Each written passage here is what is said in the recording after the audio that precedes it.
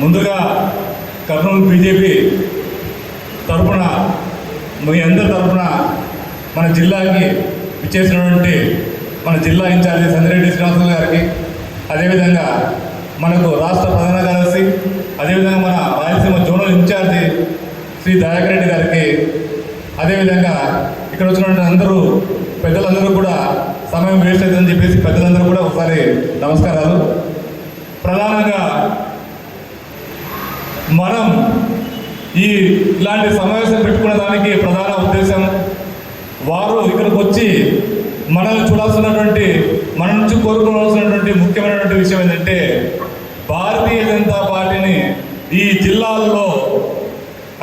జిల్లాలోని అసెంబ్లీల్లో, తర్వాత మండలాల్లో, గ్రామాల్లో ఏ విధంగా మనం బలోపరుస్తున్నాము, ఏ విధంగా మనం పెంచుతున్నాము అనేది మనల్ని మనం ప్రశ్నించుకోవాల్సిన సందర్భం ఇది. ప్రధానంగా ఒక విషయం నేను చాలా స్పష్టంగా చెప్తున్నాను. 2019లో మనము ఒంటరిగా పోటీ చేస్తున్నప్పుడు ఈ ఎమ్నూరు అసెంబ్లీలో కానీ, మందరం అసెంబ్లీలో కానీ, గ్రామాల్లో, మారుమూల గ్రామాల్లో పోయి మనం అడిగినప్పుడు సామాన్య ప్రజలు కూడా బీజేపీ పార్టీ అంటే మీకు ఇష్టమా కాదని అడిగితే ఎస్ ఇష్టం అని చెప్పారు. నరేంద్ర మోడీ గారు మీకు తెలుసా అంటే తెలుసు అని చెప్పారు. బీజేపీ పార్టీ మంచిగా చేస్తుందా అంటే తెలుసు, మంచిగా చేస్తుందని చెప్పారు. మరి అలాంటి భారతీయ జనతా పార్టీ ఈ ఆంధ్ర ప్రజల్లో ఉన్నటువంటి మన గుమ్ముకున్నటువంటి వాళ్ళ గుండెల్లో ఉన్నటువంటి ఈ పార్టీని మనం అధికారం వైపు నడిపించాలంటే మనలో అంతఃకలహాలు ఉండకూడదని నేను కోరుతున్నాను. మనలో ఒకరి మీద ఒకరు మనం కొట్టుకోకూడదని చెప్తున్నాను నేను.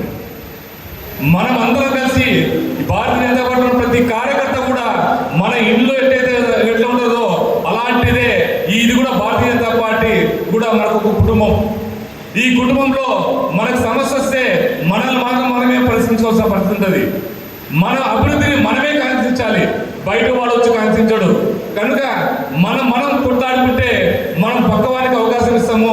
ఆ అవకాశం తీసుకొని మనల్ని నిత్యం ఎప్పుడు నడిచేటువంటి పరిస్థితి ఉంటుంది. ఇందాక జిల్లా అధ్యక్షుడు చెప్పినట్ల ఒక జనతా వార్త కార్యక్రమంలో అనేక సమస్యలు మాకు తెలియకుండానే మేము పరిష్కరిస్తున్నాము.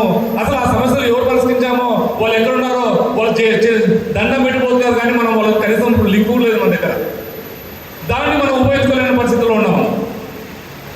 అయితే కూటమి ప్రభుత్వంలో మనకు ఒక ఛాలెంజ్ ఉంది, మనకు ముఖ్యమైనటువంటి సమస్య ఉంది.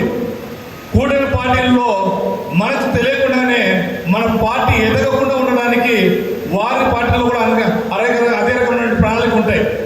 మనం ఆ ట్రాక్లో పడకూడదు ఏమైనా కానీ సరే. ఎందుకంటే మన పార్టీ పెరిగితే, మనం గెలిస్తే, మన పార్టీ శాతం పెరిగితేనే మనకు అవకాశం వస్తుంది. అనేక సార్లు సమన్వయ కమిటీలో మీరు చెప్తుంటే 5% అని మాట్లాడుతున్నారు.